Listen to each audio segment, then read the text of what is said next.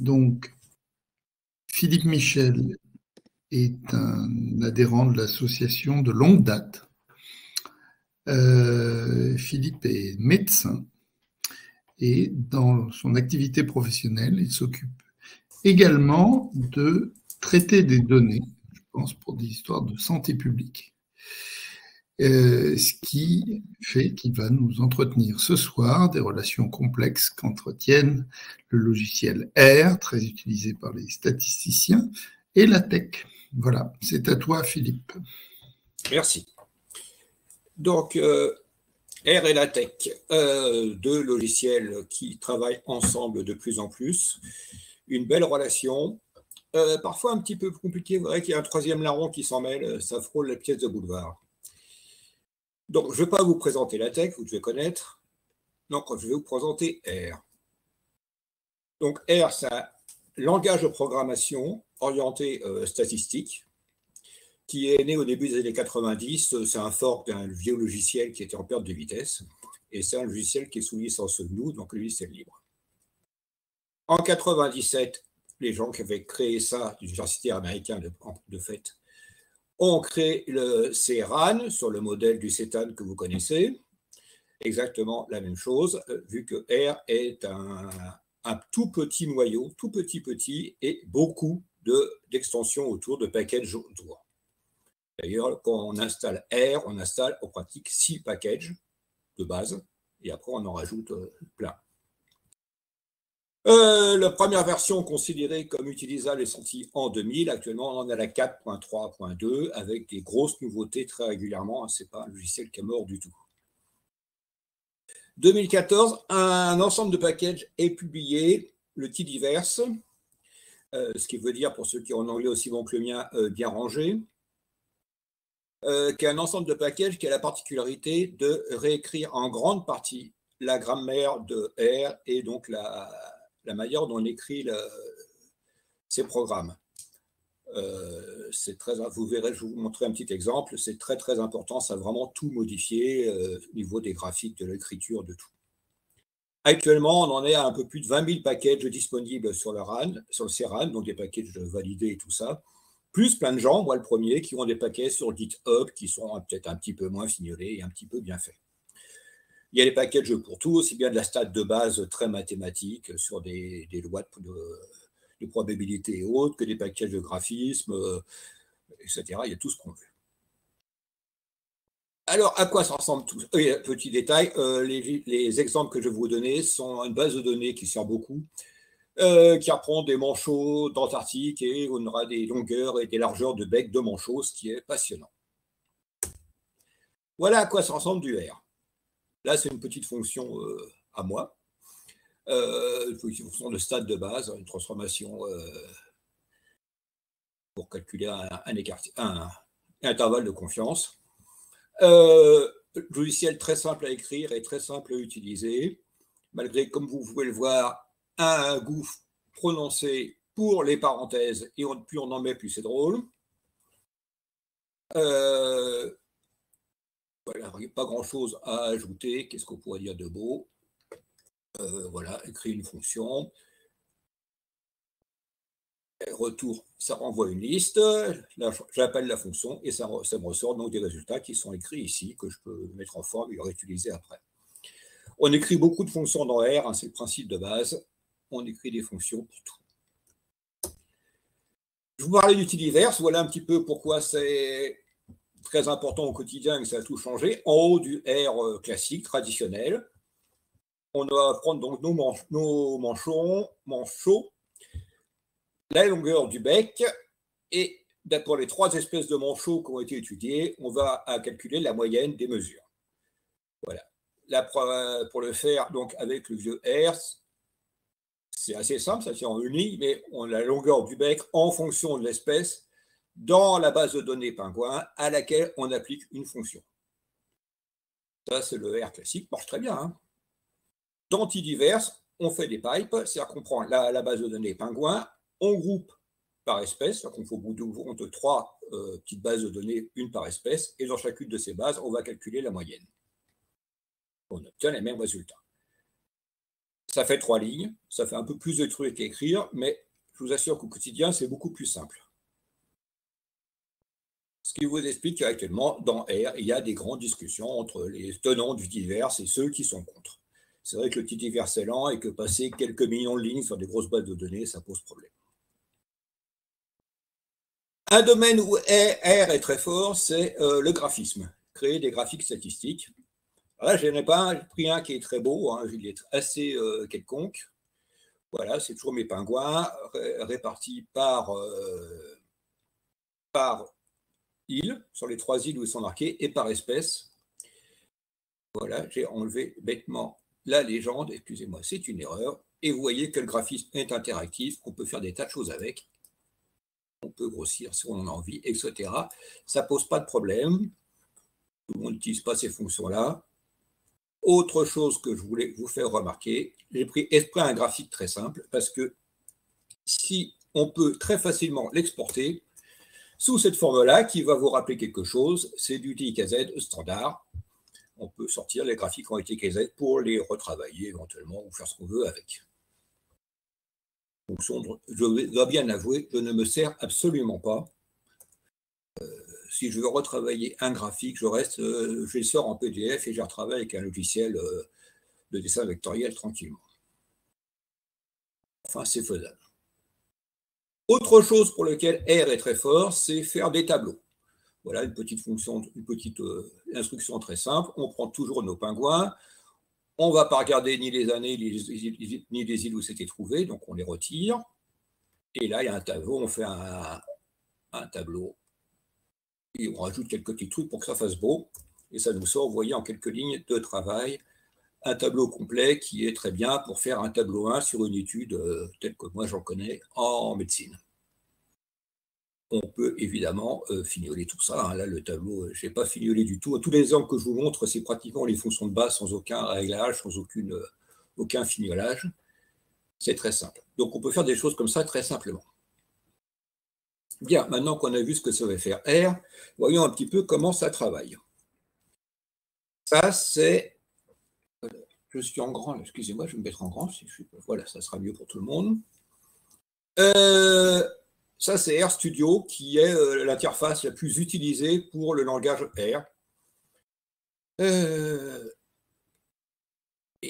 Toc, toc, voilà. Excusez-moi, voilà.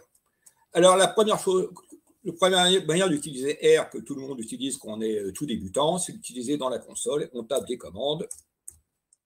Voilà, et ça marche. Mais le problème, c'est qu'au bout de 5 commandes qu'on a mis, on ne sait plus où on en est et qu'on a un travail un peu compliqué à faire, ça ne marche pas. La technique qu'on nous apprend, par exemple, si vous allez à la fac, à la faculté, que vous apprenez R dans une formation de stats, on va vous dire, vous ouvrez un fichier en .R, c'est un fichier texte tout simple, vous écrivez vos fonctions et vous faites exécuter sur vos fonctions, vous voyez, ça la renvoie dans la console et ça l'exécute. Librairie, etc., c'est, pour ne pas vous dépayser, c'est du use package de R, c'est-à-dire que là, j'appelle 2 librairies. Palmer Penguin, c'est pour avoir ma base de données des pingouins, et T-Divers, donc pour avoir toutes les fonctions que j'aime bien avoir sous la main. Au début d'un travail, on a habituellement une quinzaine de librairies appelées, c'est un petit minimum. Donc là, voilà, on peut faire des choses, appeler un petit résumé de mes pingouins, voilà, les espèces avec les nombres, puis là, les moyennes, les médianes, etc. C'est les stats de toutes les données qu'on a. Bon, maintenant, je vais faire un petit dessin. Je vais comprendre le principe. Je fais un petit dessin. J'ai un beau dessin. Ben non, mon dessin, il est moche. Hein. Il n'y a pas de couleur, il y a les NA qui sortent, donc les données absentes qui sortent. Enfin bon, c'est tout moche, tout ça. Donc, l'avantage de faire comme ça, c'est que là, je peux le modifier tranquillement. On va enlever les NA, par exemple.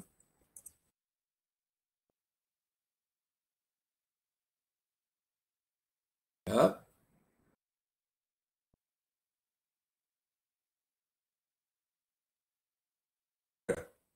Voilà. L'avantage de ça, c'est qu'on a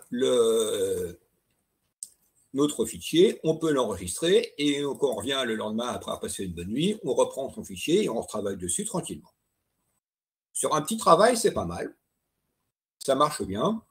Sur un gros travail, on se retrouve avec un fichier qui fait plein de lignes. On a beau mettre des commentaires, là, comme j'ai mis ici, un peu partout. Rapidement, c'est assez illisible. Et puis là, on a un beau résultat, on a un beau dessin où on a fait calculer un test, un machin, un truc. Mais on va le rendre quand même à la personne qui nous a demandé de faire le travail. Donc, il faut bien le mettre dans un document. Donc, on peut faire du copier-coller, etc. Mais enfin, bon, c'est un truc à faire des erreurs, etc. Donc, ce n'est pas une solution extraordinaire. Voilà. Donc, c'est pour ça que la question s'est posée de comment faire pour sortir des résultats de manière plus rapide et simple. Autre petit problème, et là, je parle, c'est du vécu. Vous avez fait un beau travail avec la technique que je viens de vous montrer, que j'ai utilisée pendant des années. Puis 6 mois après, il y a la personne avec qui vous travaillez qui vous dit « Ouais, je t'ai rajouté une dizaine de cas, tu peux refaire les calculs ?» J'ai envie de l'étrangler. Tu as fait une erreur sur le tableau 3, tu peux vérifier ça parce que la moyenne, là, ne me plaît pas, c'est peut-être pas ça. Le tableau 3, oui, d'accord, mais c'est quoi le tableau 3? Il est où dans mon machin? Où est-ce que je l'ai fait? Enfin bon, on devient fou rapidement. Et le superbe qu'on m'a fait il n'y a pas longtemps, enfin il y a 3 ans, qu'on avait à surveiller un peu un virus qui se promenait. Ouais, t'as vachement bien fait ton truc, c'est bien, c'est intéressant, ta petit machin. Tu peux nous faire un truc de surveillance sous les trimestres pour qu'on ait des. Je suis, oui, comment je fais pour les trimestres? Je reprends mon machin, qu'est-ce que je fais? Comment je fais ça?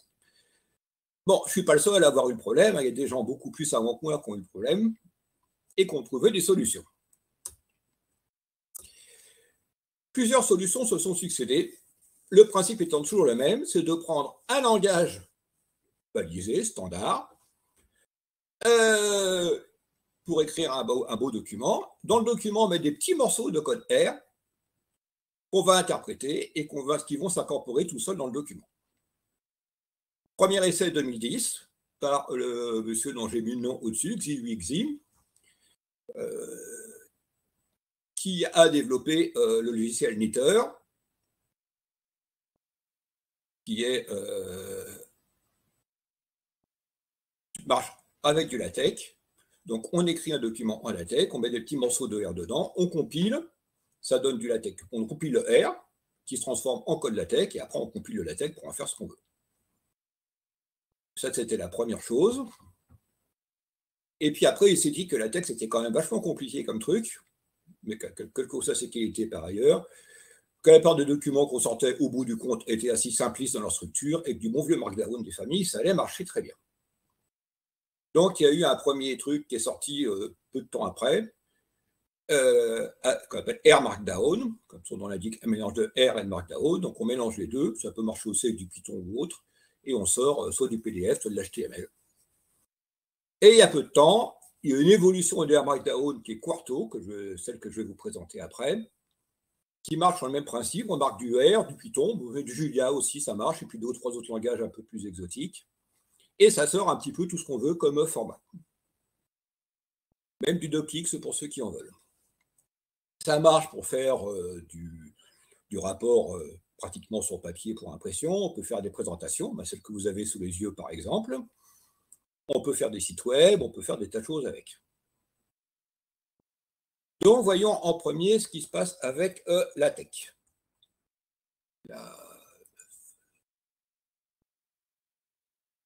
Voilà un fichier RNW, donc un fichier Knitr. Vous voyez qu'au départ, vous n'étiez pas dépaysé.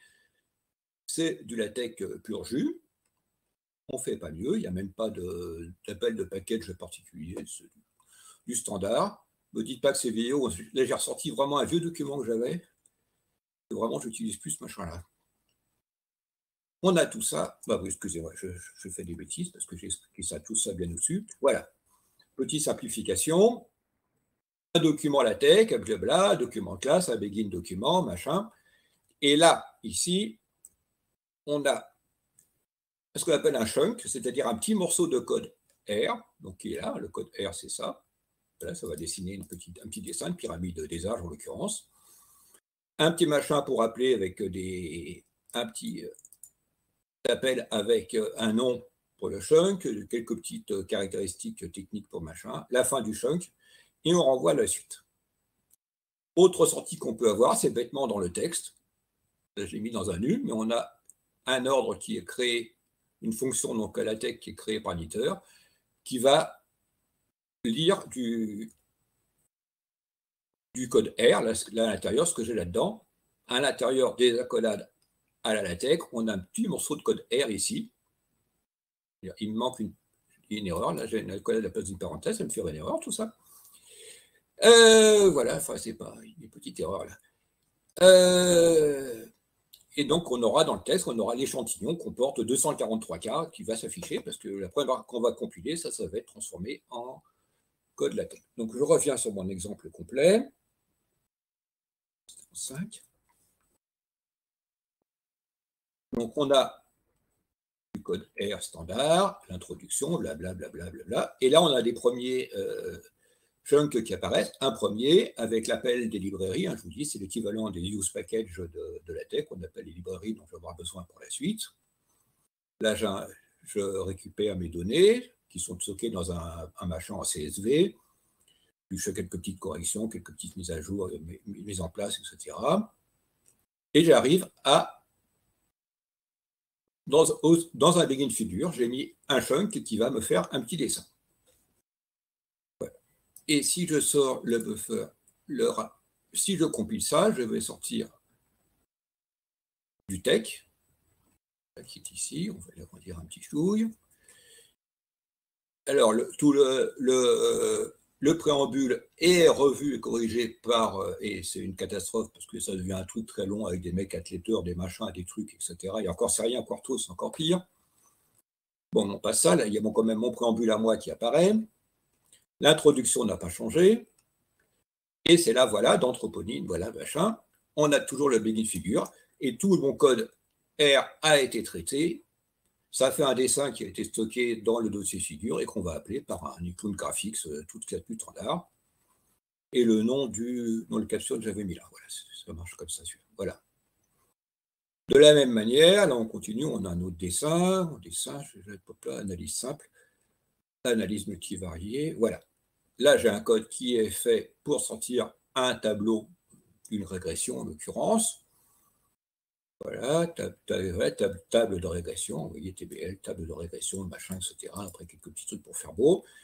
Vous voyez dans les ordres qu'on peut, on envoie quelque chose qui va vous rappeler quelque chose, si je puis dire. Du book tabs, on donne des indications comme quoi ce qu'on veut qu'il fasse un petit peu en LaTeX. On peut même chose indiquer qu'on voudrait un long table ou des choses comme ça. Et là, si on regarde ça, multivarié, voilà, ça va me générer un beau tableau LaTeX tout beau, tout neuf. Voilà un petit peu comment ça marche. Au passage, vu que c'est du vieux code que j'ai pas machiné, que j'ai envoyé comme ça, j'ai le droit là à quelque chose qui sont en erreur code, c'est en rouge, et qui me disent que j'ai fait des erreurs, donc je ne sais pas trop quoi. Voilà, donc ça c'est Knitr,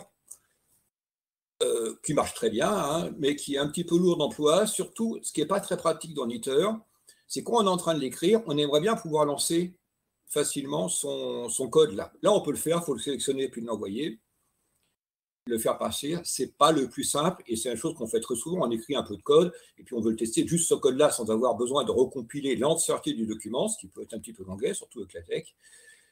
Donc, c'est pas très pratique, c'est un peu lourd parce que c'est du LaTeX hein, quand même. Hein. Et c'est vrai que LaTeX offre des tas de possibilités, mais les documents qu'on fait, on n'en a pas un gros besoin.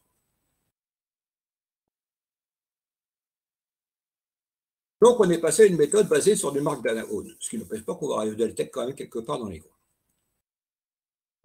Comment ça marche Quarto? On a un document QMD, donc Quarto, on passe un coup de Knitr exactement de la même manière, mais au lieu de sortir un document LaTeX, ça va me sortir un document Markdown, de la même manière. Et après, grâce à Pandoc, un logiciel qui tourne sur à peu près toutes les plateformes, qui est capable de transformer à peu près n'importe quoi en n'importe quoi ou presque dans les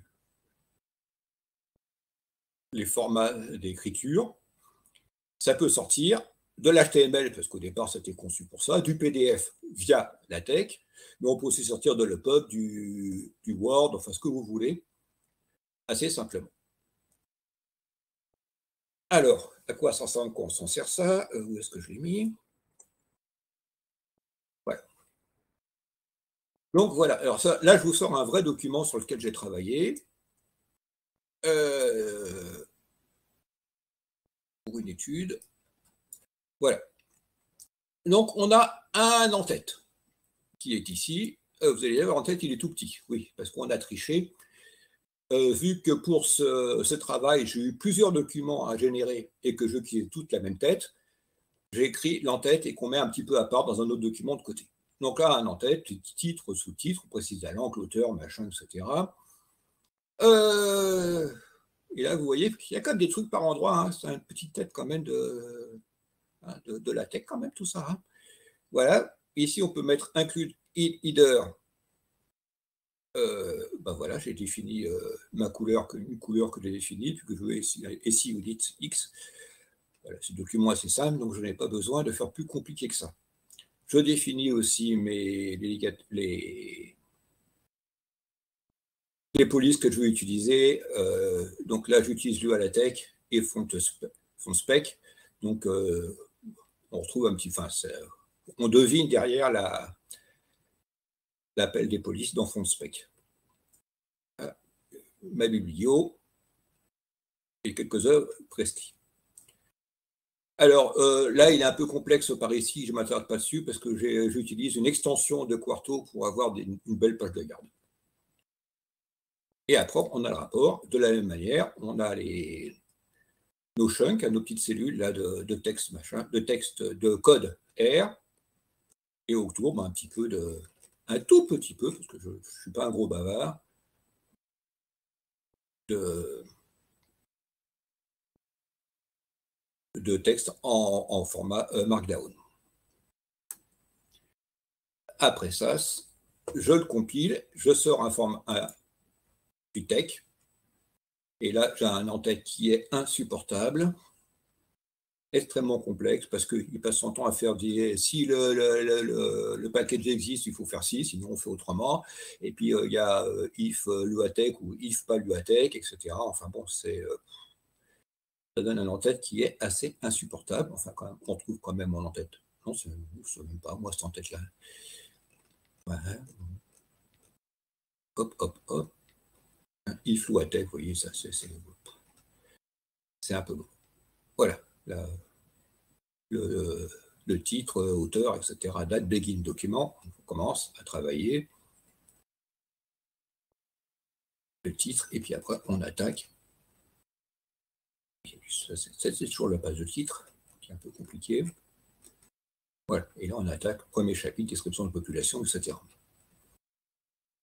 Voilà un petit peu comment ça se présente. Et donc, ça sort des... C'est un tableau, ça, tout bonnement, oui. Des tableaux, des choses comme ça. Donc, principalement des tableaux et des graphiques dans ce cas-là. Il n'y a pas beaucoup de blabla. Alors là, c'est juste pour vous montrer que je passe par le tech directement. Que je passe par le tech et que je vous le montre. Normalement, quand on compile, ça sort directement le PDF en sortie directement.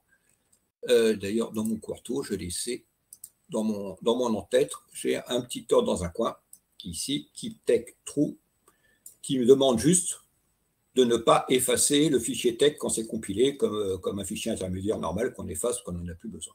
Là, je le garde, ça me permet après éventuellement d'en travailler un petit peu, éventuellement en finale. Voilà, pour voir ce qui se passe. Et tout ça va nous donner un beau document en c'est rapport propice. PDF. Ouais, va nous donner un beau document. Je n'ai pas fignolé tellement la présentation, donc on reste quand même sur du LaTeX très, très standard, très classique, avec mes fautes de frappe au passage, les figures et tout ça. Et puis après, on attaque les données, les tableaux. Vous voyez qu'on sort des tableaux qui sont quand même des tableaux Octave très classiques, sans grande particularité. Des graphiques des tableaux, des graphiques des tableaux.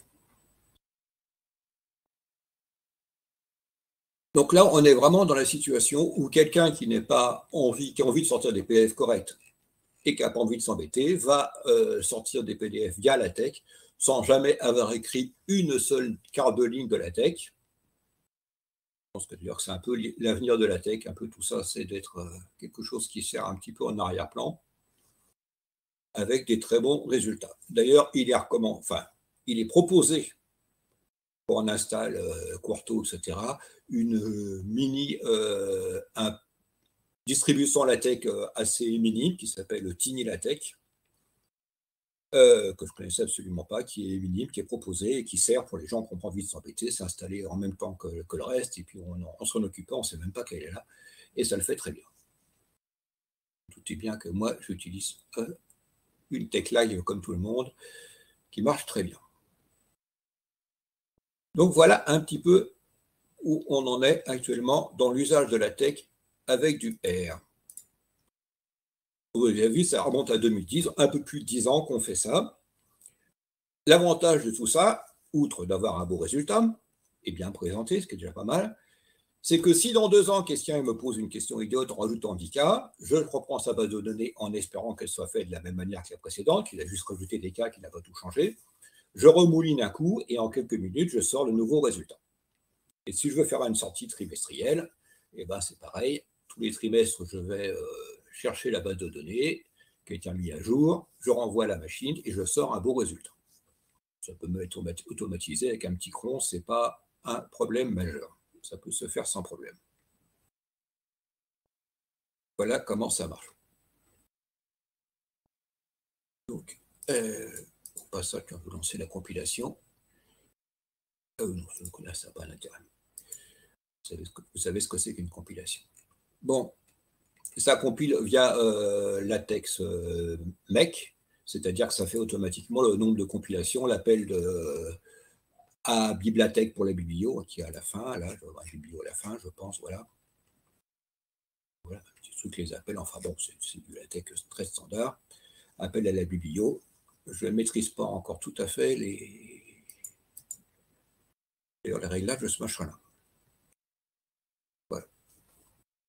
Ce que je voulais voir. Alors, pourquoi est-ce que là, tel que je voulais présenter, on a l'impression que tout ça, c'est très bien. On utilise R pour faire des beaux calculs qui seront présentés dans un beau document présenté via LaTeX.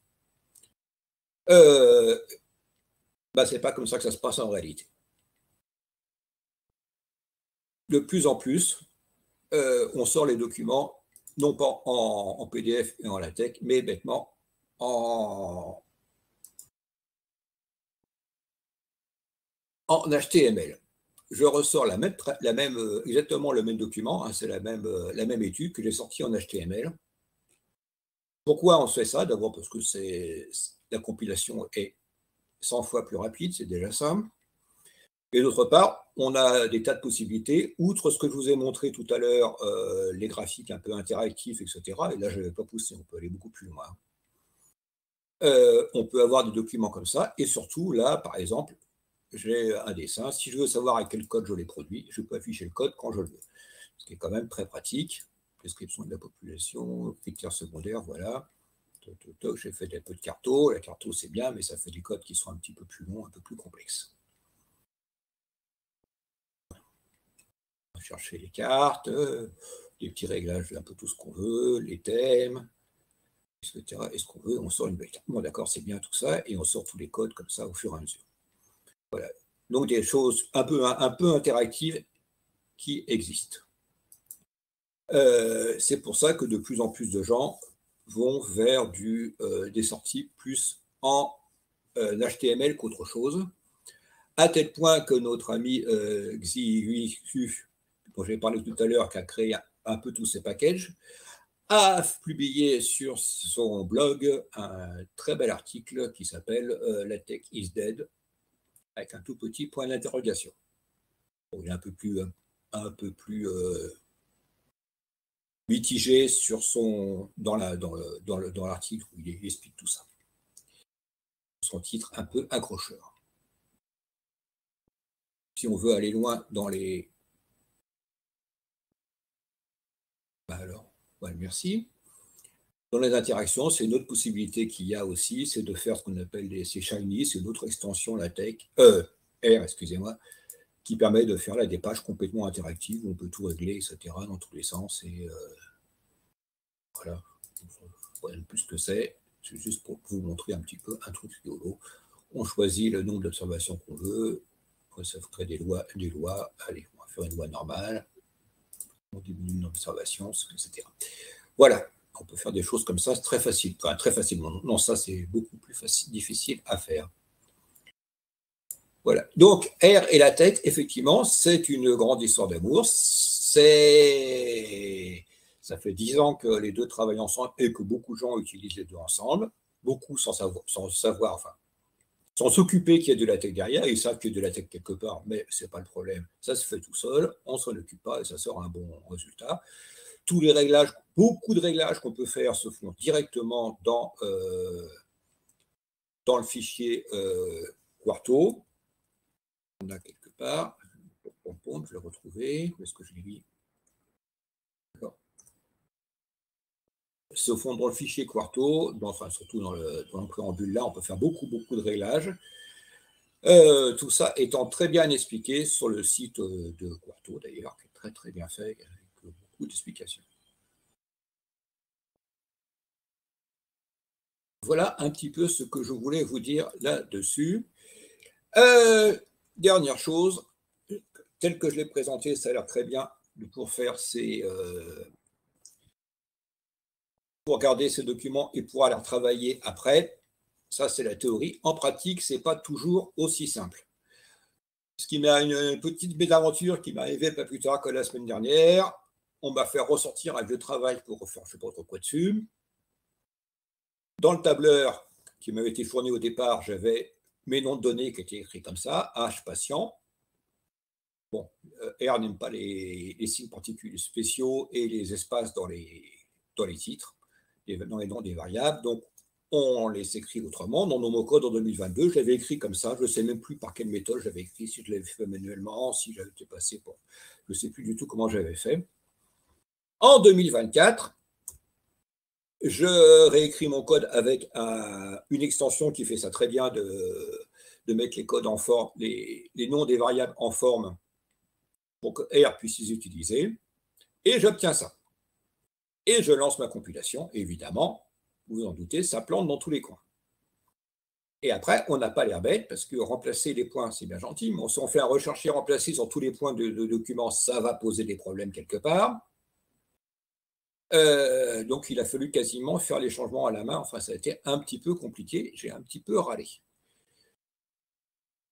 Ça, c'est un problème. Un problème aussi qui existe, c'est que les packages évoluent, se mettent à jour, etc. R de base aussi se met à jour, etc.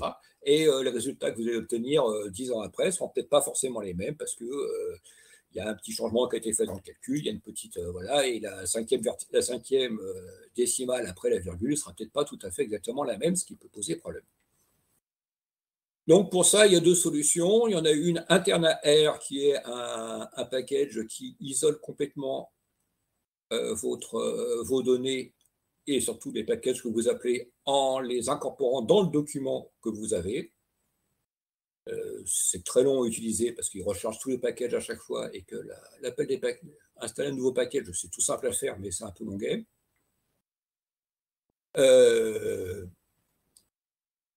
Et là, il n'y a plus de problème de package parce qu'il va se servir de ceux qui sont dans le document, uniquement de ceux-là.